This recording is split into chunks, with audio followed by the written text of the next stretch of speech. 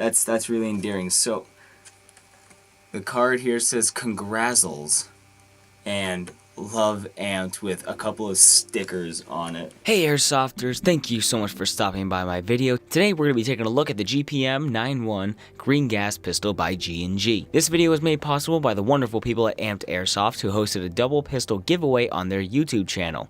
All you had to do to enter was comment on each video showcasing each pistol, and that's it.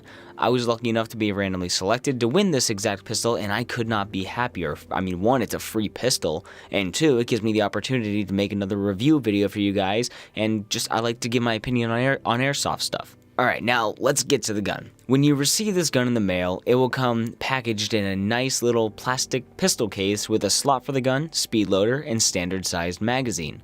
I was lucky enough to be gifted a free 55 round extended mag in the giveaway, which is absolutely amazing to me because I immediately deleted that bookmark. I won't be reviewing the extended mag because you wouldn't be receiving that along with the base purchase. We're just going to stick to what you would normally get if you went to buy this gun at its asking price for about $120 US.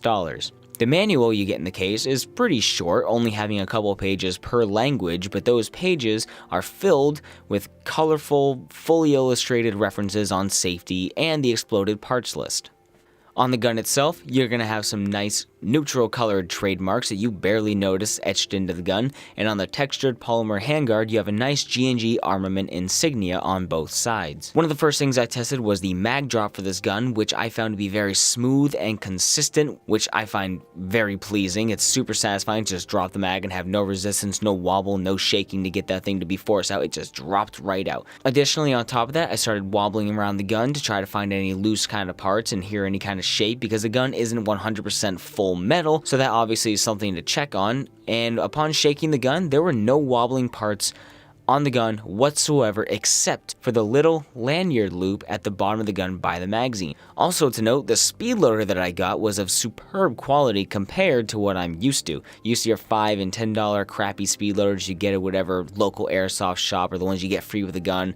This one had a nice solid feel. It felt like it was twice as thick as a standard speed loader, has a distinguishable bronze copper color, and a nice grooved horizontal slide release for the pumping rod.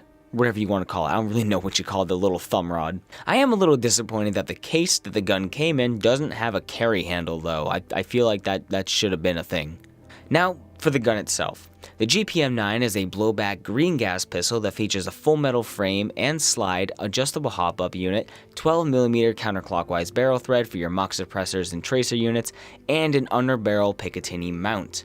It also sports an ambidextrous selector switch for all of you lefties out there, but the mag release is only for right-handed users. Tearing this gun down is as easy as it gets. Just press the button on the right side and toggle the switch. The slide comes right off with minimal resistance and gives you easy access to the hop-up, which, I might add, is a clicker, which will make precise adjustments easy to make, and that way any kind of jingling, wobbling, dropping, or anything doesn't knock the hop-up loose, or at least has a much more reduced chance of adjusting your hop up without you meaning to. For the shooting test, I was using Elite Force .20 gram BBs and Valken green gas in outdoor temperatures at about 41 degrees Fahrenheit and 80% humidity with a very light sprinkling of rain.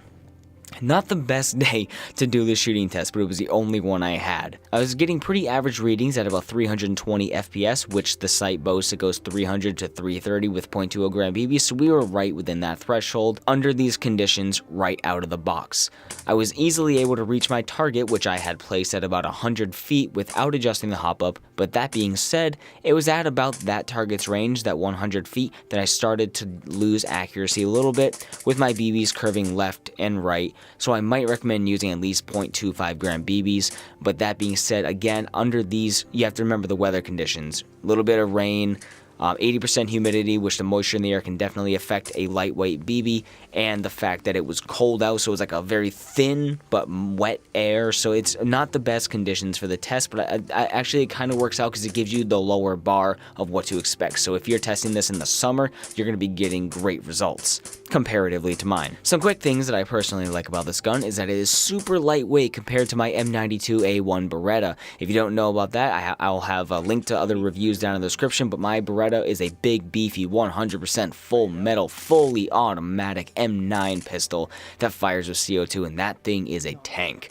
The shooting that thing, your hand blasts all over the place, but in comparison for this gun, the recoil is super easily controlled, moderated, and the spread is fairly consistent at that 100 feet range. The painted, non-adjustable rail sights are also very much appreciated. See, I planned on using this gun in a few games before making this video, but plans got cancelled and I won't be able to test it out for a couple of weeks, so I can't fully give my opinion on its usability and reliability in action. But from what I felt while testing about 5 or so mags worth, I would give the gun the benefit of the doubt and an honorary seal of approval that it's going to perform just fine. To wrap up this pretty straightforward review, I want to say that when it comes to pistols, I'm usually someone who is easily impressed, but I am trying my best to be fair and concise with any guns that I test now and in the future, and I'm going to try to intentionally search out problems. I don't want my initial clouded response of, I have a new gun, this is awesome, to get in the way of my accurate readings and my initial judgment. I want to be fair with it. Again, since I haven't used it in a game, I can't speak for that side of it, but with all of my testing and comparing it to other guns that I have of the same platform, I must say that I'm excited to use it and I'm pretty confident that it will perform well and compete under stressful conditions. The range and rate of fire are what I expect and have grown accustomed to in other guns, so I think this gun will fit nicely in my kit. And that's really going to wrap up this video. I know it was pretty short, I know that there's not a whole lot to go over, but for now, thank you to Amped Airsoft for hosting this awesome giveaway and for randomly selecting me as a winner. I thought it was a scam at first, and then I remembered, oh yeah, I did comment on that. Whoops. Thank you guys for watching. Check out Amped Airsoft and check out my other reviews and gameplay videos in the description, iCards, or end slab, wherever you can find a link, check it out. I will see you guys in the next video. Later.